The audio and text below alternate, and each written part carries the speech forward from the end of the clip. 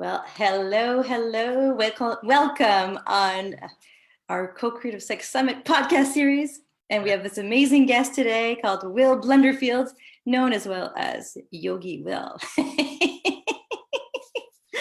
And he's just this amazing man that's just really about stretching our comfort zone in society and bringing in, the unconventional related to also the sacred, I would say, and bringing in just a bigger and more space for sexuality in this kind of space of like everything is just normal and this is how we're created. Am I getting that properly, Will? I love that, Julie. Yeah, that's totally my intention. Totally. Whether it's through the naked yoga that I teach or the sexual kung fu, which will explain to the listeners it's not like Karate Kid. Yeah, it's like kung fu. Like sexual kung fu. Is that like with penis kung fu? Are you fighting? Are you like a sword fight? Is this like I love it. And just to put the context of our conversation is that I'm creating with a group of people the CoCreative Sex Summit, which is the 14th, 15th, and 16th of February. It's the Valentine's weekend. And we're bringing in these amazing people that are advancing and pioneering the conversation around sex globally, right here in Vancouver. And as a kind of getting this whole conversation going, we're getting all these local leaders, highlighting all these local leaders that are doing some of the amazing work here with people on the ground, and to just get us like connected to what's available to everyone. And so that's kind of what we're up to, and just had this amazing array already of interesting people to come and talk to me.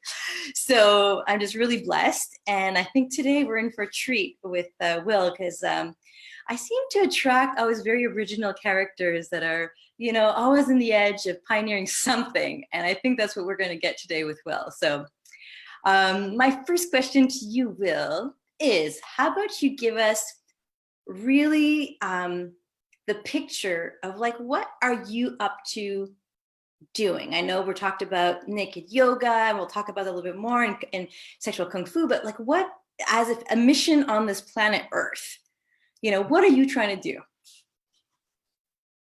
I am living out the dream that I thought was not possible to live out. So when I was in grade 10, I was like, oh, like if anybody finds out that I'm not completely 100% heterosexual, I will never get to be a pop star. And so I realized actually that, the external world, the yogis say, is like the outermost layer of our very own being. So if I feel like I'm getting disapproval for being queer and that that's impinging upon my ability to be a pop star, that's actually something I need to heal within myself. And that was a big lesson to learn. And I'm still reminding myself of it every day.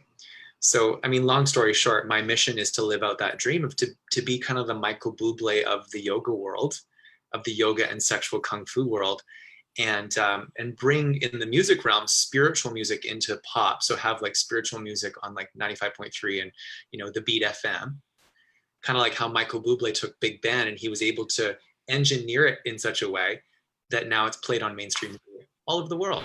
Yeah. Frank Sinatra stuff, which was niche initially. Yeah. Well, I remember you telling me, well, this is a few years back actually, that in Japan, your music is just they really take to it and you get a taste of what it could be, what's possible for you. Totally. Yeah. I've been to Japan. I've toured there 11 times and they're so supportive. And I've been able to have my own mainstream TV show over there. And they're just really, really supportive of what I do in the music realm and also in the yoga realms. They even did Yoga Journal Japan did an expose on my naked men's yoga class back in 2013. So they were very open to it. Yeah. And so when you're back here in Vancouver, what do you discover? What's different? In terms of the culture? Well, in terms of you're putting your music in Japan, it's totally working there. They're really embracing your sexual or more your naked yoga and doing even a feature in the newspaper about this. So what's different here? If is that happening here for you? It's starting to, and I think in my mind, I thought that when I was younger, I told my dad, I want to be a pop singer in Japan. he's like, oh, that's very specific. He's like, okay, like, good luck with that. You know, like, what's he supposed to say? So I think I just had it in my mind that like that would be a really cool thing to be a pop singer in Japan. Okay. And now that I've achieved that, and that's a reality in a sense, in the sense that if I go to Japan, people recognize me, especially if I shave my beard. So, like, people invariably, you know, every few days will stop me on the street and ask me for my autograph or just give me a hug, and it's really sweet. So I think that it's just a matter of me retuning my vision and saying, hey, you know, the next vision is to be a singer all around the world, and it's good. It's a good vision, and let's step into that. Let's live it. Let's be it. So for those, I know some people have really got a taste of your singing, but I know how beautiful it is. Would you just give us like a little line to bring us into that voice of yours, just to give people the taste of who you are artistically? You may say I'm a dreamer, but I'm not the only one. No, just take my hand and join us, and the world will be as one. Wow, I got full body shivers on that one.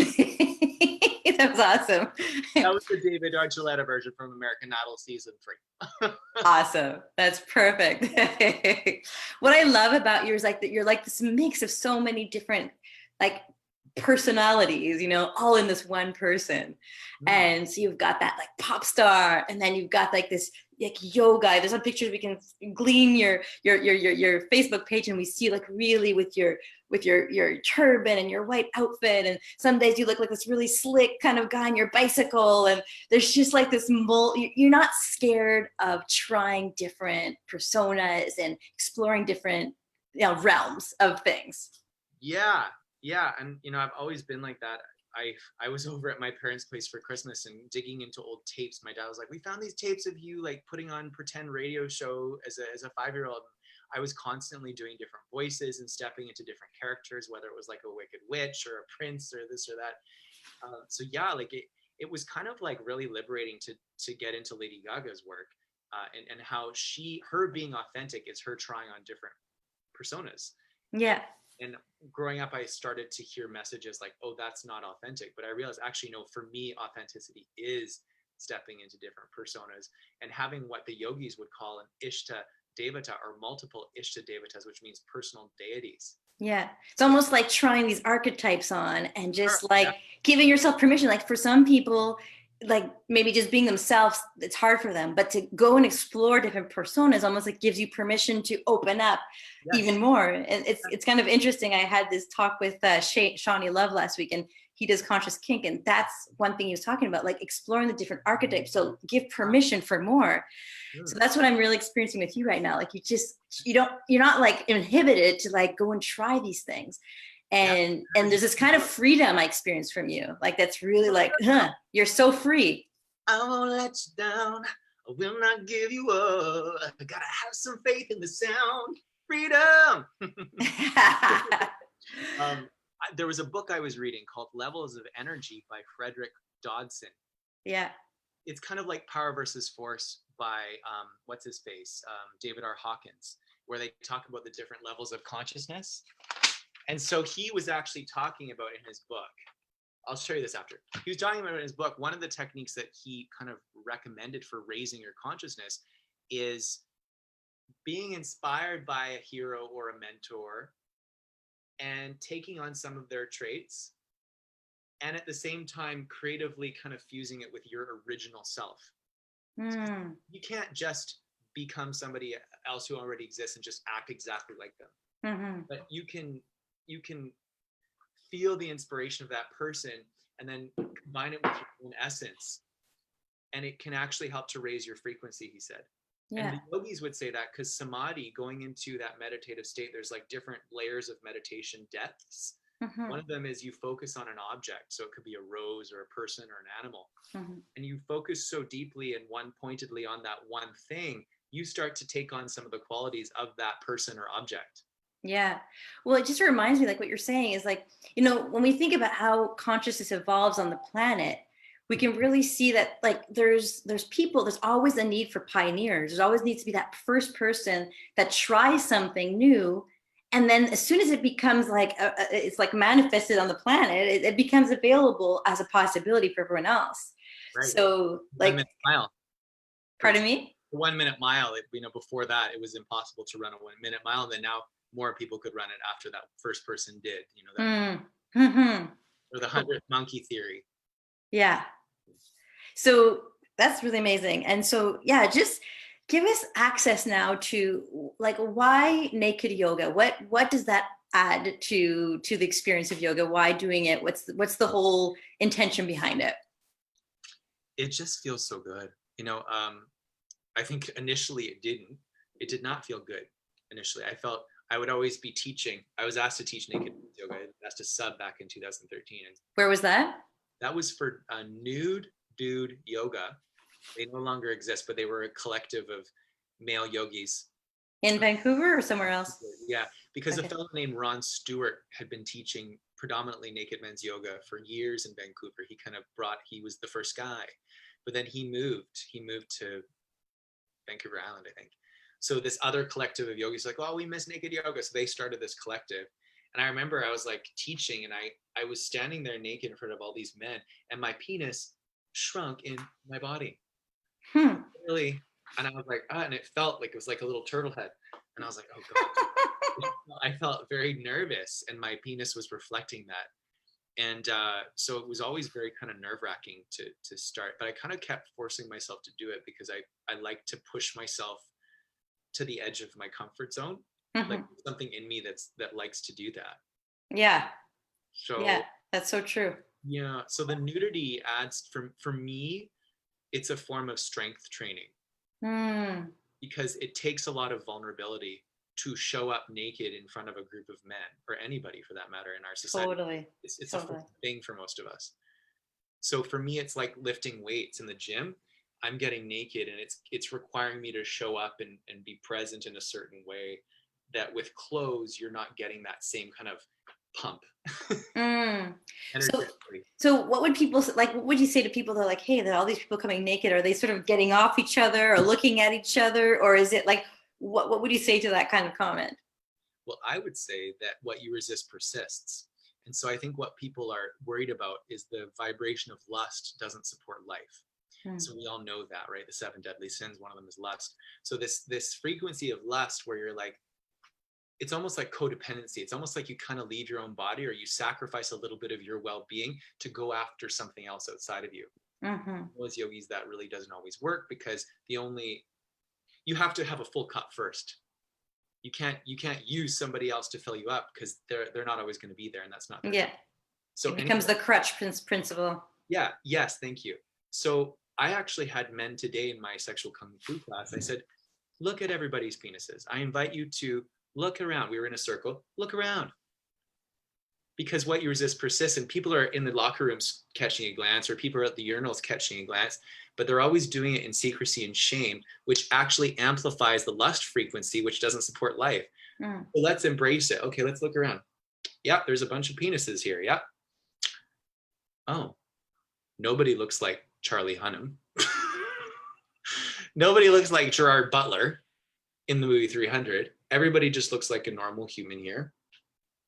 Oh, okay, this is pretty normal. So just normalizing it. To me, what's happening here, what I've noticed is the men will actually start to more and more go within their own bodies and themselves. That Yogi Bhajan called it developing your self-sensory system. So instead of lusting after somebody else for sexual satisfaction, you're actually just getting off on your own self. You're getting high on your own supply. You're feeling the energy in the testicles or the ovaries if you're a woman. You're feeling those lower chakras, and you're giving yourself permission to feel good down there and to enjoy your own sexual energy. And then you're pulling it up. We do a lot of energy exercise. We pull the energy up into our bodies. Yeah. So the last point here on this tangent is what we're doing, I believe, through the practice of sexual kung fu and naked yoga is we're transmuting the lower frequency of lust into its higher version, which is eroticism.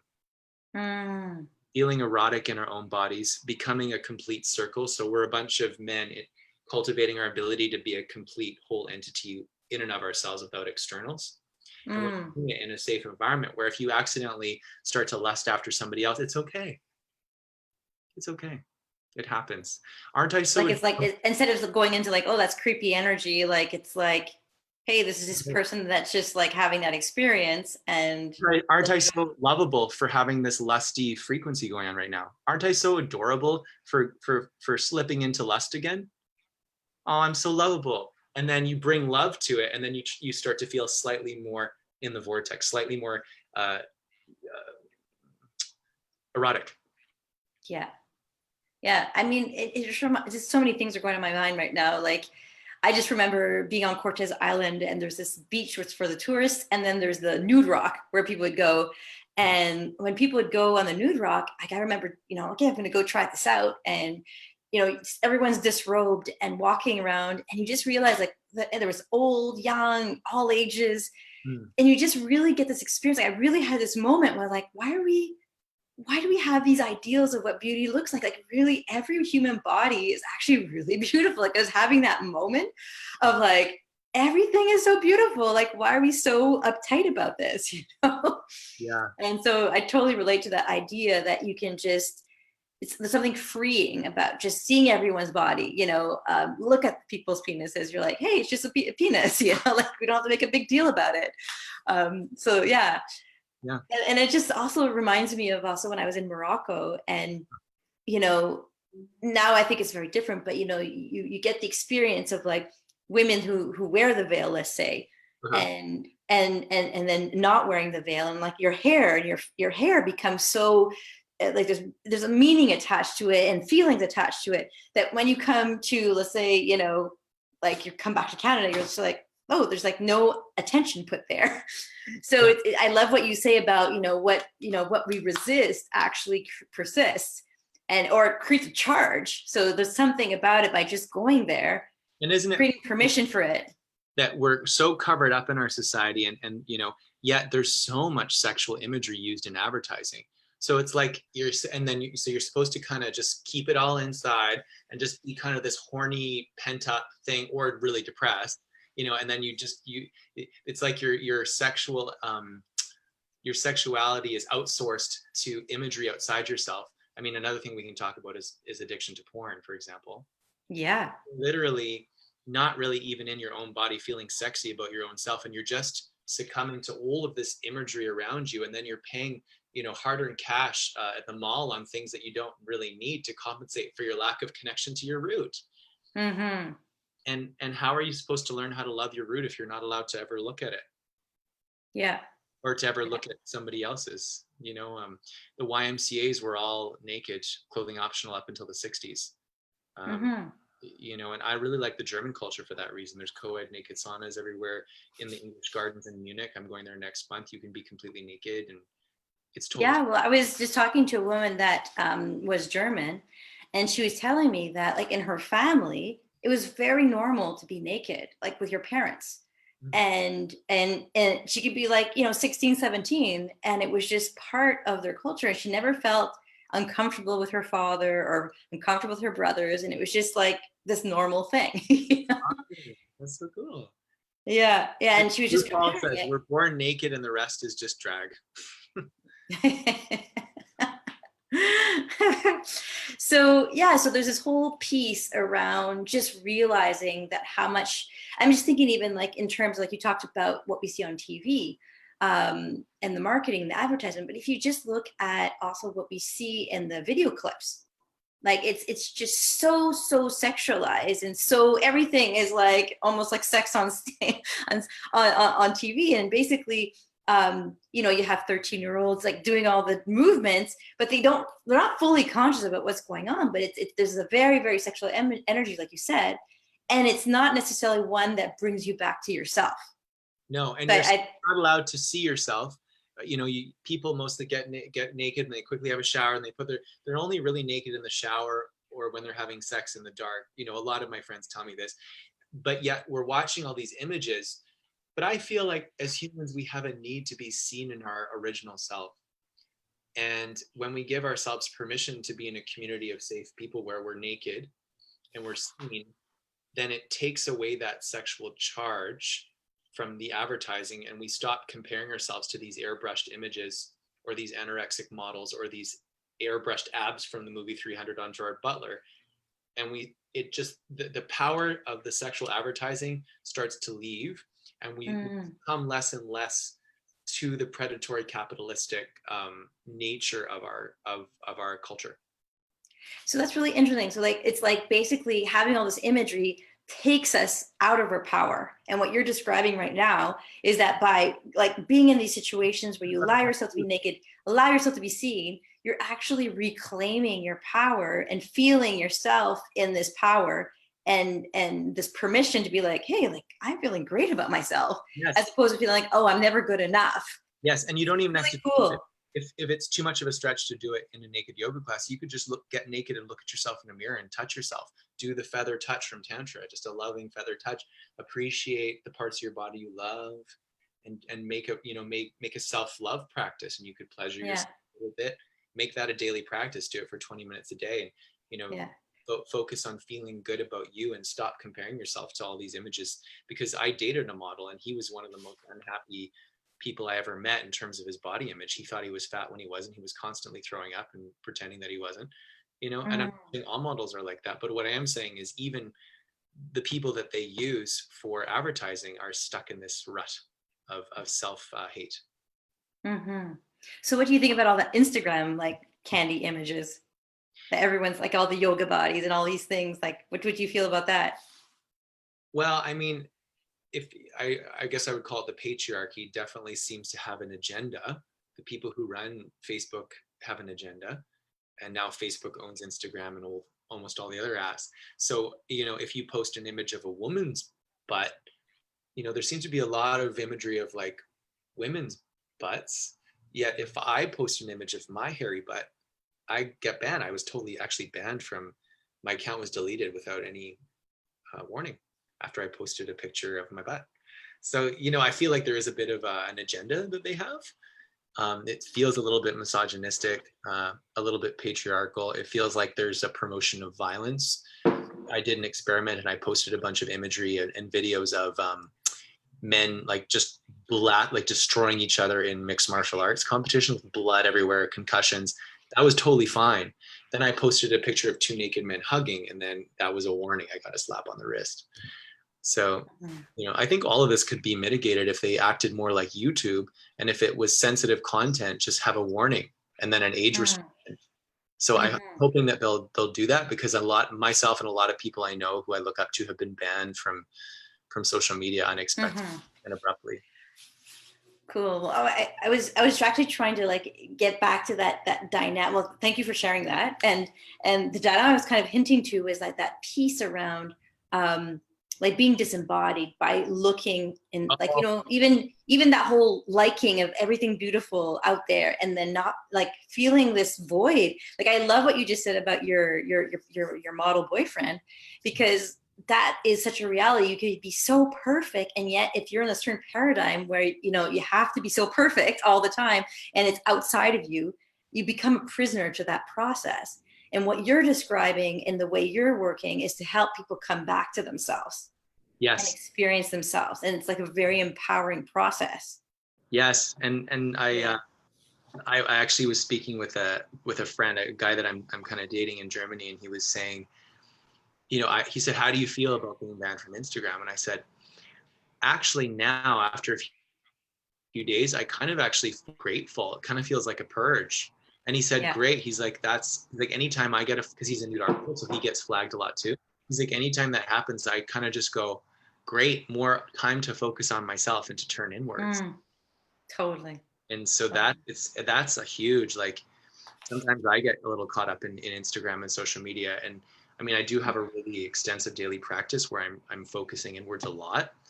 And if I didn't have that, I think that I would definitely start to compare myself again to other people on social media and stuff. And it's just not worth it. It's not. Yeah. I think it's so important that people have some sort of daily habit, practice, meditation or whatever. You're actually just focusing on yourself for an hour. Like really grounding yourself, in your beauty, in your peace, in your serenity. Today I went for a walk in the woods, snowshoeing, and I was just like, you know what, that nature bath, all the stress I'm feeling, everything just drops, you know, and we need these things that bring us back to ourselves, whatever our resources are, you know? Totally. Amen, sister. Yeah. I'd love, okay, so we talked a little bit of the naked yoga and how freeing it is, how it feels good. Um, and tell us a little bit more about, you hinted a little bit to it, like sexual kung fu. So what is that exactly? And what benefits does it bring for people who do it, who practice it? Yeah, sexual kung fu is basically the ancient Chinese medical equivalent of tantric yoga, Kundalini yoga.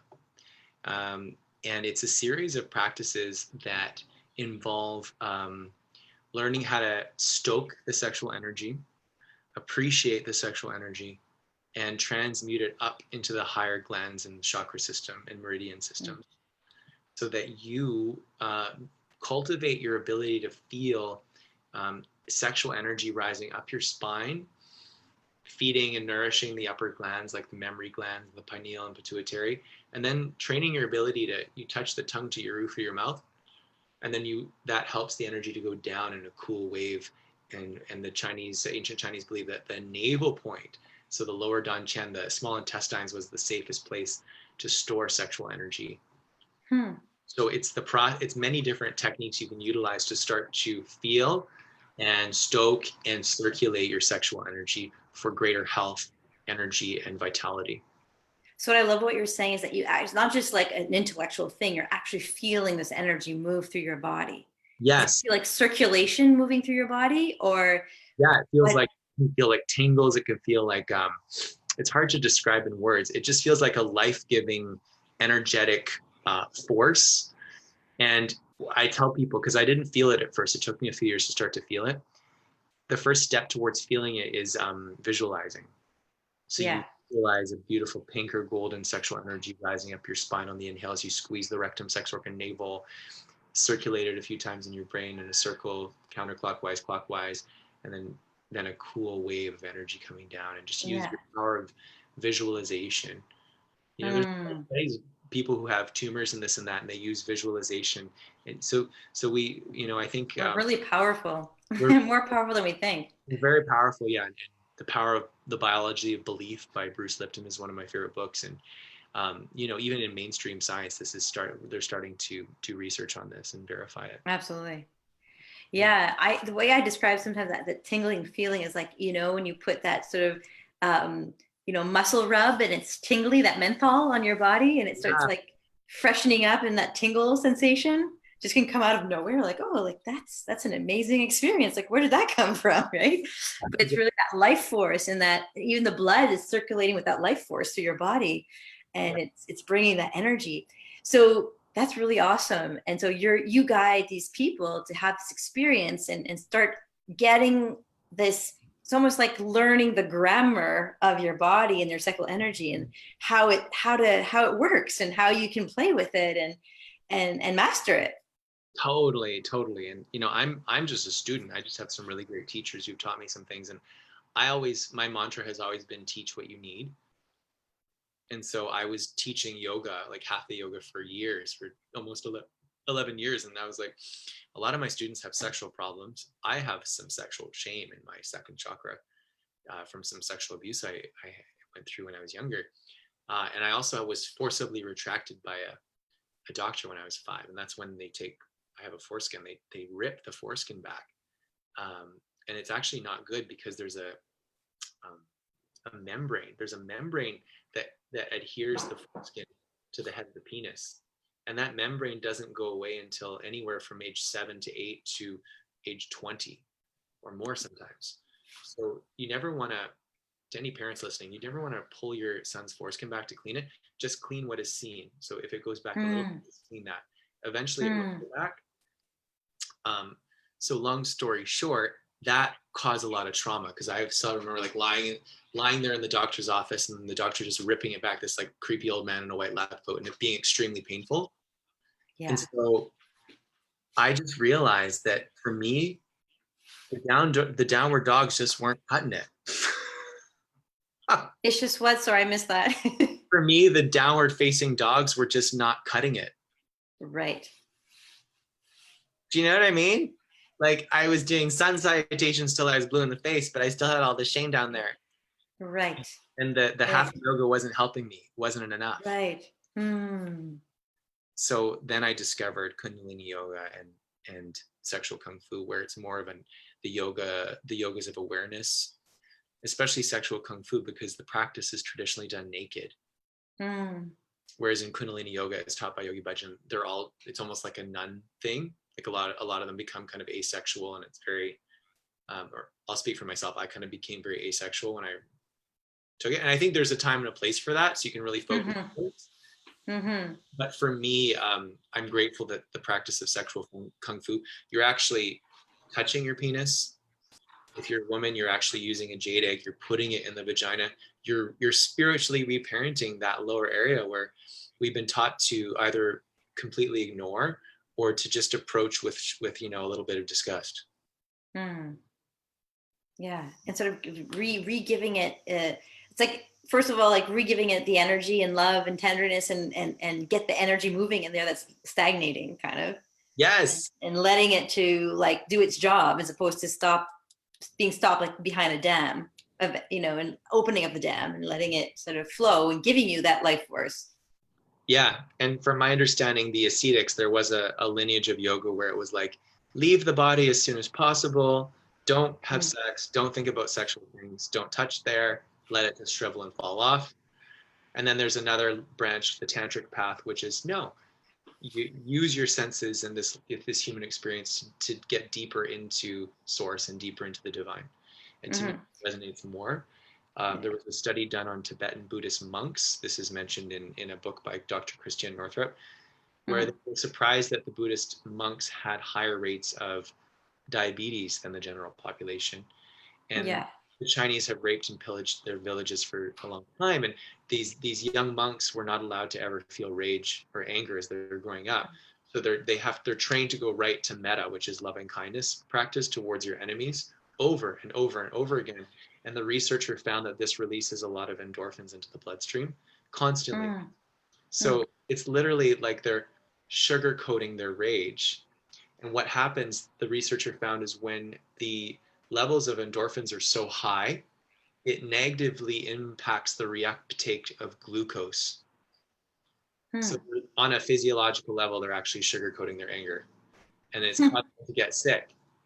Mm. So for me, the tantric path is, if you're angry, feel it. There's certain Kundalini postures you can do to, like, fists of anger, to get your rage out, feel it, be in your body. I think the foundation of any meditation practice is to be in your body and connected to your root.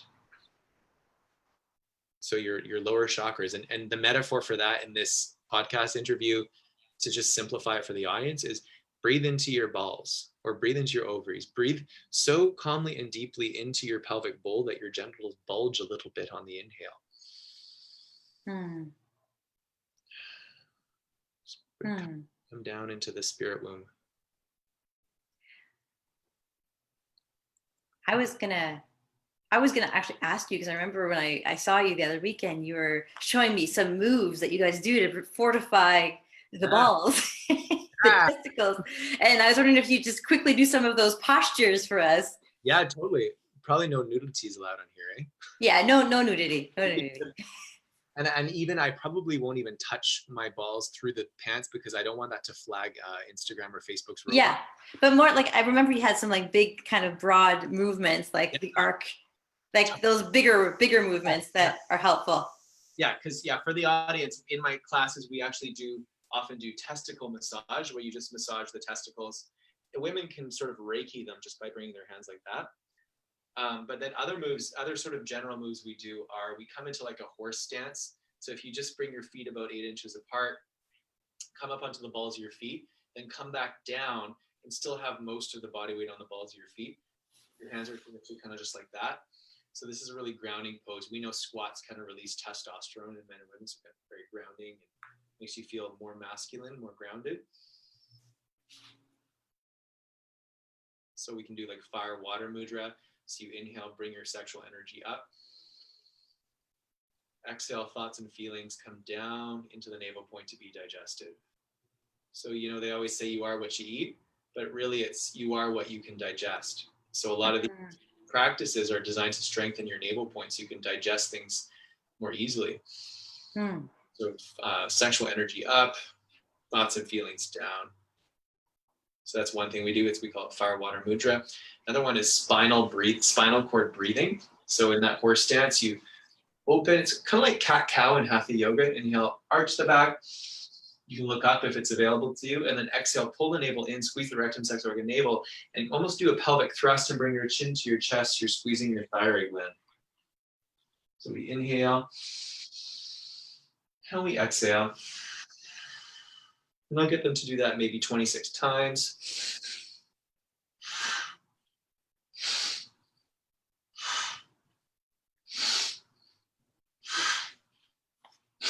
And then after maybe 26 times, we inhale, suspend the breath, squeeze the rectum, sex organ, navel, focus up at the third eye, pituitary gland, bring the energy up. And then exhale, standing in mountain pose, and just letting that energy permeate your being. Mm.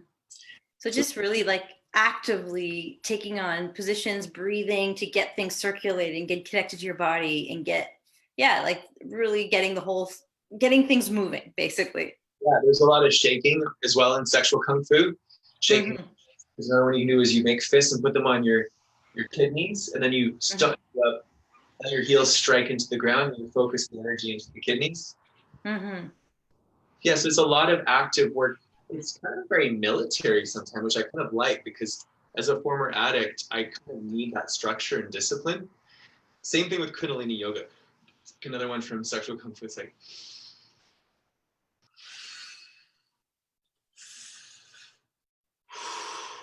kind of like an archer.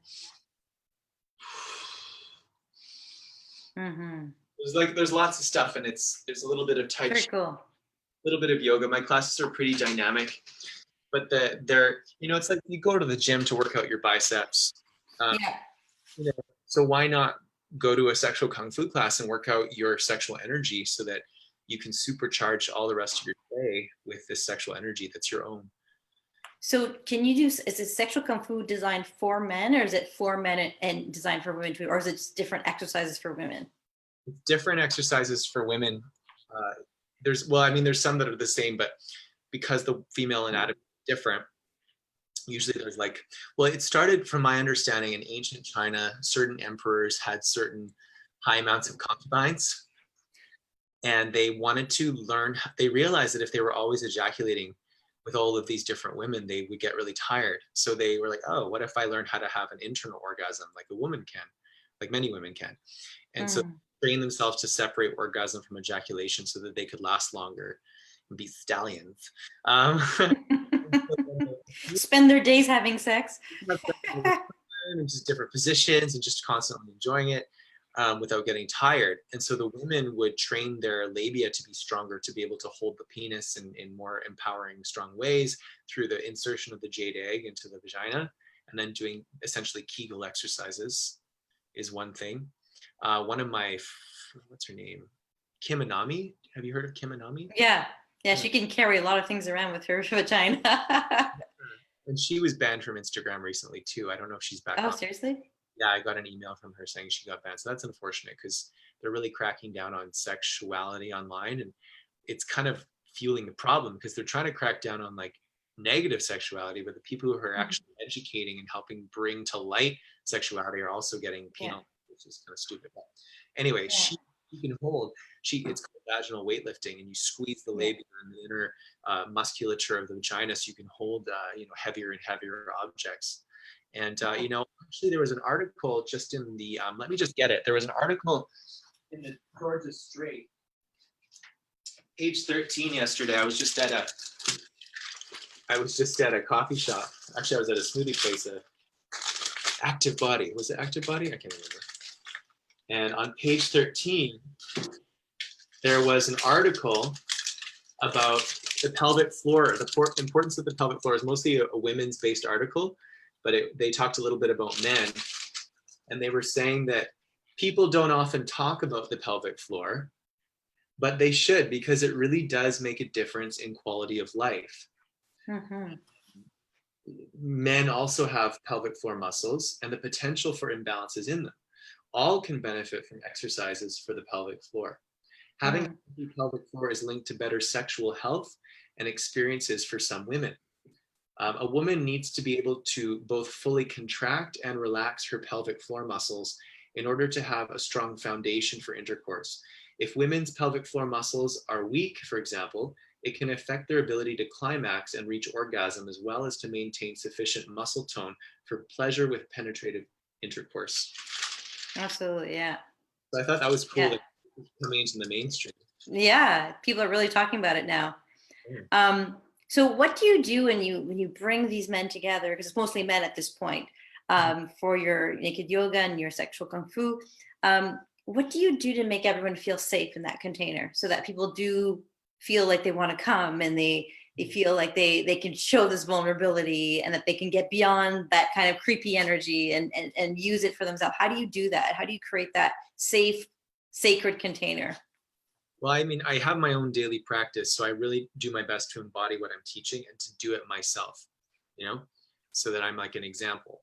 And then another thing is when I get into the studio, right away I get naked. Like I'm the first person usually to be naked.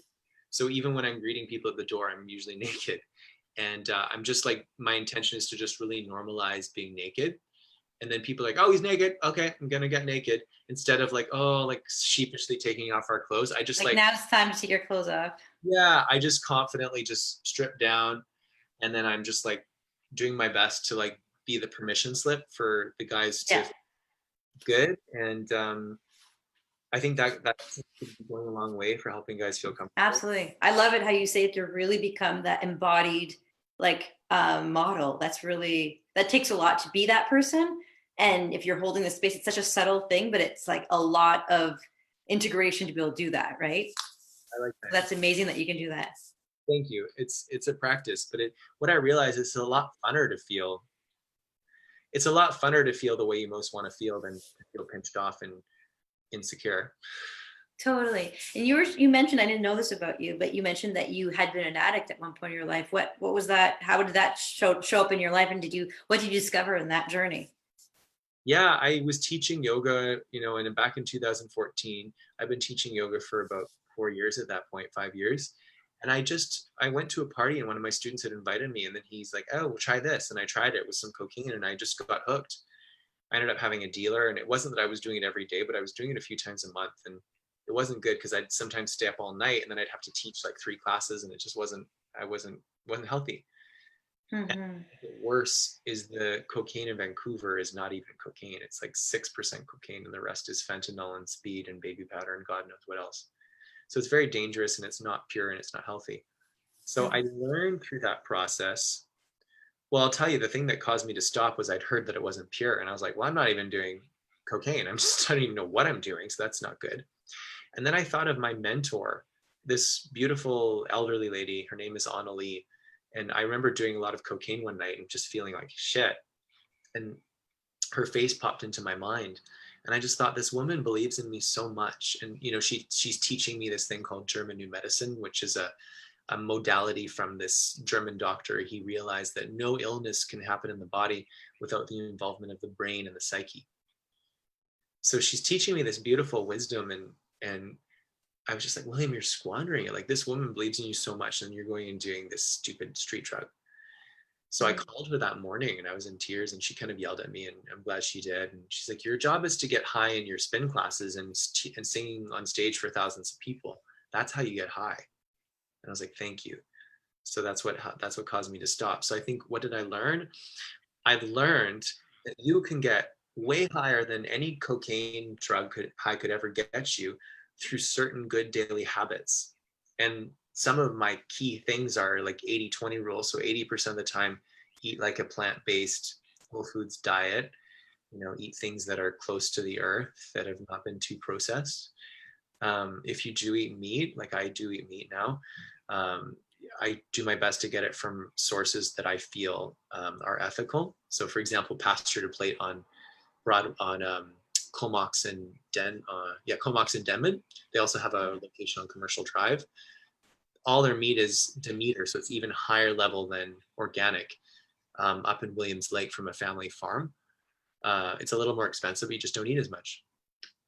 So yeah, it made me realize that if you can construct a lifestyle that keeps you in your highest, you can actually kind of feel like you're on drugs all the time. Mm, mm, Like yeah. your normal goes up in terms of you're feeling blissful, bountiful, and beautiful. It goes Mm, up the more love you give yourself. wow. And so when you started taking it and you're like, wow, this is meeting a need of like I feel good when I take that the first time it happened to you. Was there something that you felt in your life that you were trying to fulfill or fill up because you're feeling a little empty in some places? I Was was, there anything? you're a really good interviewer. Things that I hadn't thought of before. I looking back, hindsight is 2020. I think that I was lacking a connection to a man tribe. I had all this makeup on. I was wearing even like nail polish on my, and I was feeling very constricted. Mind you, I was teaching hot yoga, and all this toxic lead was probably leaching into my system. I was feeling very polluted, and I was feeling extremely out of my masculine. Hmm. So part of me thinks maybe this is one of my first incarnations as a male. Maybe I've had Hmm. my lifetimes as a female, maybe. And so I think that being in this flesh puppet of a male is a new experience for me. And I'm still like learning how to be a man. Interesting. I think that I was lacking a connection. And unfortunately, the fellow who was giving me the cocaine, my student, I had a huge crush on. This fellow had a girlfriend and they were in a semi-open relationship. And he would do things like stroke my beard. He would give me a little kiss on the cheek here and there. He'd hold my hand. He'd hug me. And then he'd say, I might stick something up your nose. And I would take it. So Right. You're like kind of enamored a little bit at the same time. I was enamored by this man. He was, Yeah. in my eyes, he was beautiful. He took me on. He introduced me to his guy friends. We would hang out naked at Wreck Beach. I had always wanted a man tribe. I'd always Mm, wanted a guy I could hug. And it was yeah. unfortunate that this person was also into cocaine, because I think if he Well, was into drugs, there was many healthy things there. He would encourage right. me with weights and work out, and we would Right. weights and we go for bike rides together. And that part was really good. It's just unfortunate Mhm. it was also linked to this cocaine habit. Yeah. Well, are you still friends with them, or did you feel like it was a bit of a grooming process that was like a bit, no, you know what I mean? Like, was there a distinction that you made at the end of this process? That's interesting.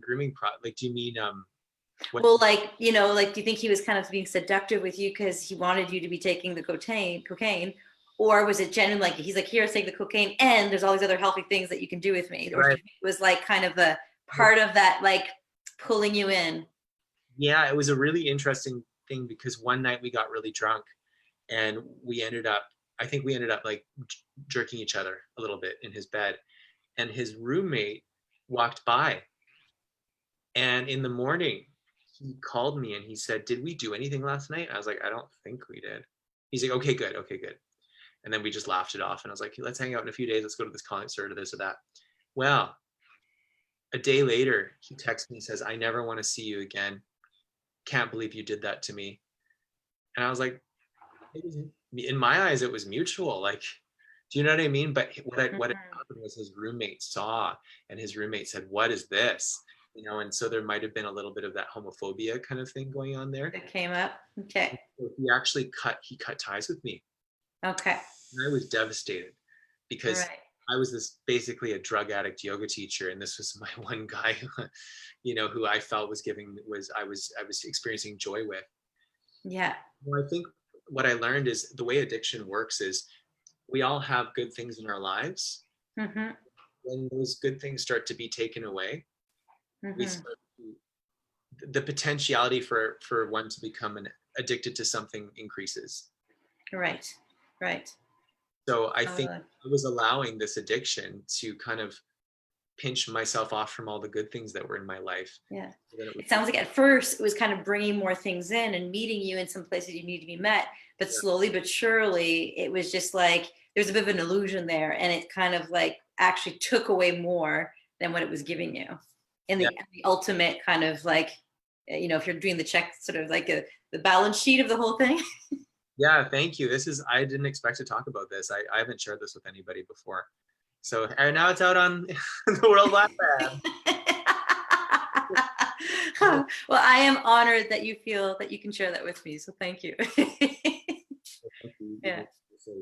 So this Yeah. individual, I love him from a distance. Yeah. I Yeah. don't know with this individual anymore, and I don't know if he's still using or not. You know, I was at the Spirit Plant Medicine Conference a couple weeks ago at UBC, and there was a coca leaf powder available, and I bought some and I tried it, and it was great. And I just thought, I really like things that are pure and natural and organic from the earth, and used in a ceremonial way or in a responsible way. You know, Mhm. it's just important. That's such an interesting line to draw. Like there's that place where you're really doing this in this kind of ritual and it's really decided and there's an intention attached to it. Whereas opposed to the other place, it can come from a place of deficit and trying to get something out of it. And it seems like a very different, two different approaches and Yeah, different results. very, very much so. You know, Yeah. and I mean, if there's a lot of chemicals. I mean, the fellow I'm dating, we study German medicine, so we really believe that the psyche is the most powerful thing. But besides that, it's like if you drink a whole can of Clorox bleach, you're probably not going to feel as good as if you're eating like a plant-based diet. You know what I mean? Like, I Yeah. Yeah. that you know, I Well, think.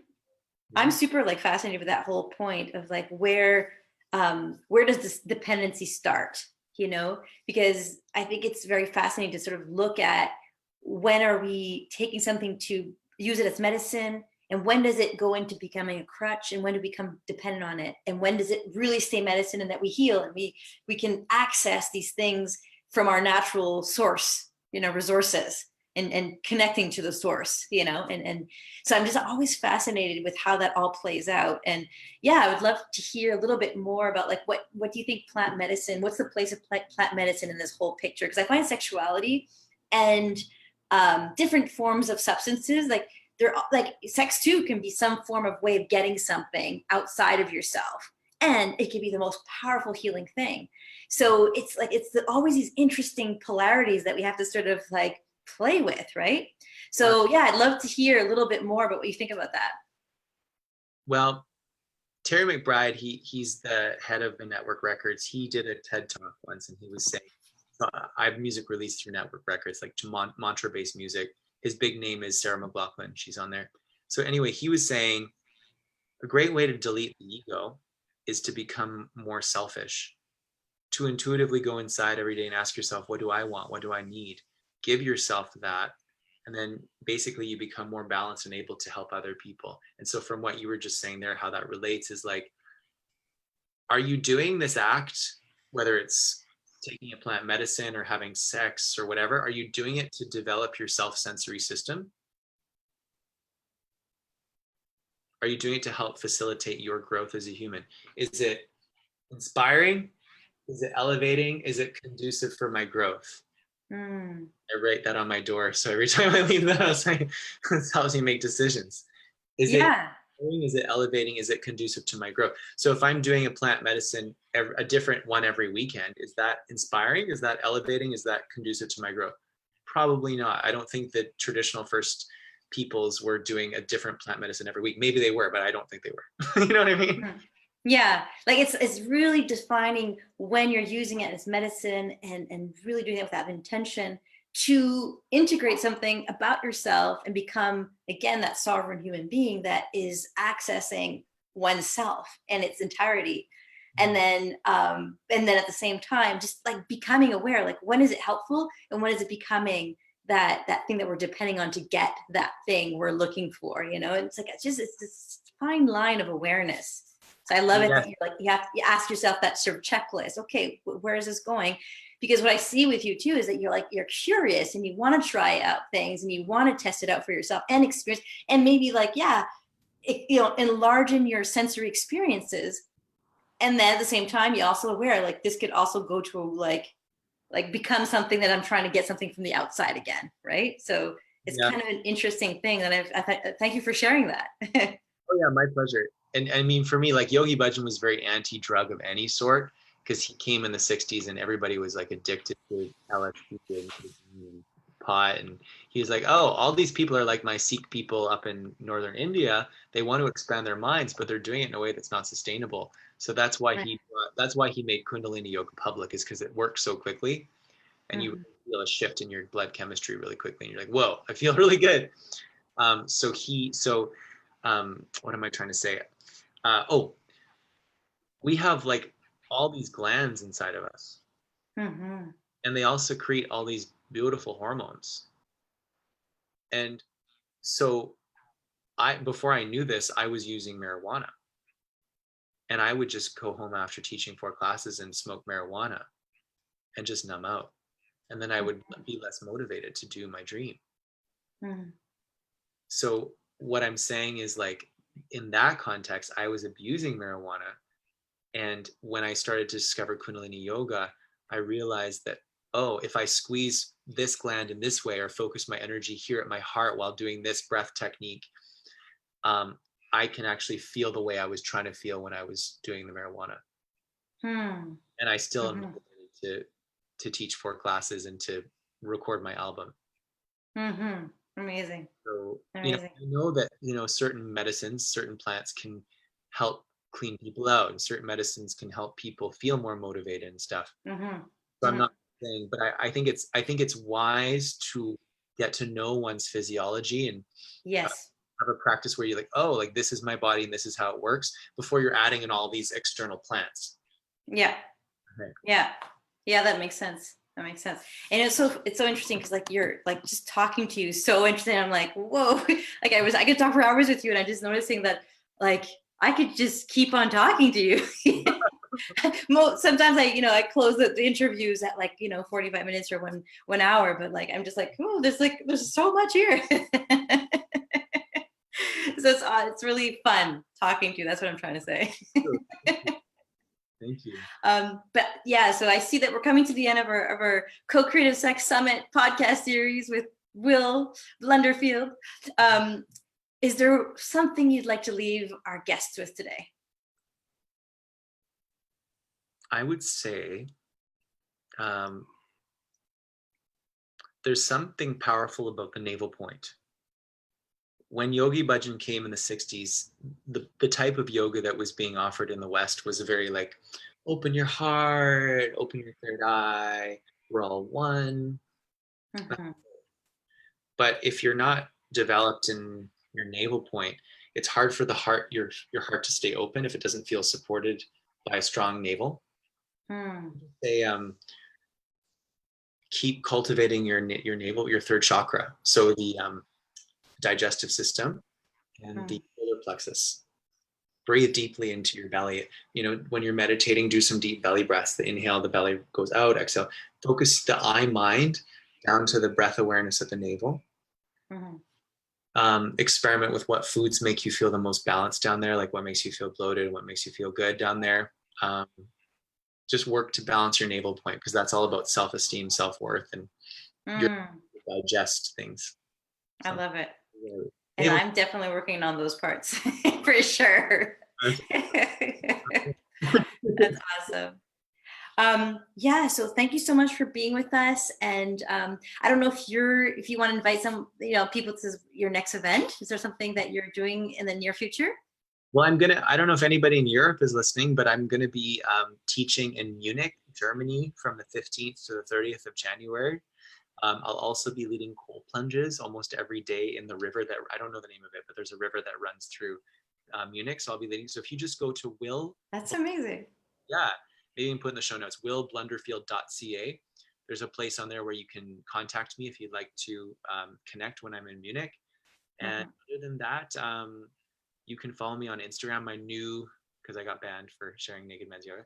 My new one is just Will Blunderfield. If you just type in Will Blunderfield, then you can follow me on there. So Will Blunderfield and Will Blunderfield on Instagram. And I'd love to invite everyone to participate in our Co-Creative Sex Summit from the 14th to the 16th. It involves a few things. On the Friday night, we're doing this amazing book launch of my book, The Sex of Your Life. But what's really cool about it is that I've invited a lot of the people that I wrote about in my book to be on this panel.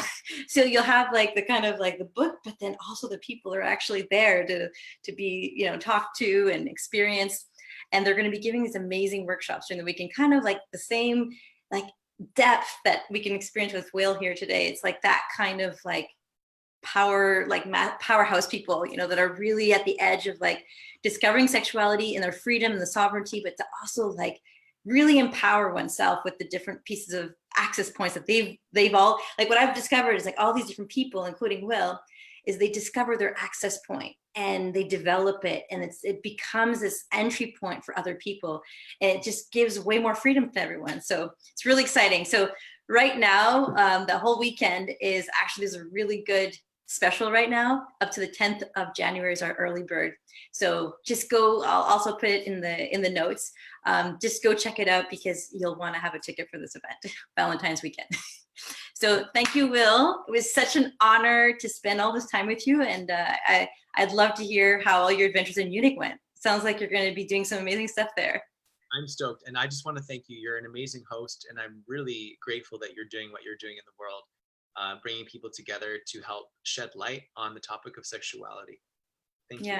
Yeah, just like bringing consciousness. It's like you know, it's this kind of thing that we think everyone's involved in it some way or form, but like it seems so difficult to have the real conversation. So that's what we're up to. So thank you for being in that conversation, Will. My pleasure. Thank you. It's my honor. Awesome. Okay, we'll see you guys soon. And so awesome that you came and listened to us today, or in the future when you're gonna get those shares or whatever. So yeah, talk to you soon. Love you all. Bye. Never know. Let me see here.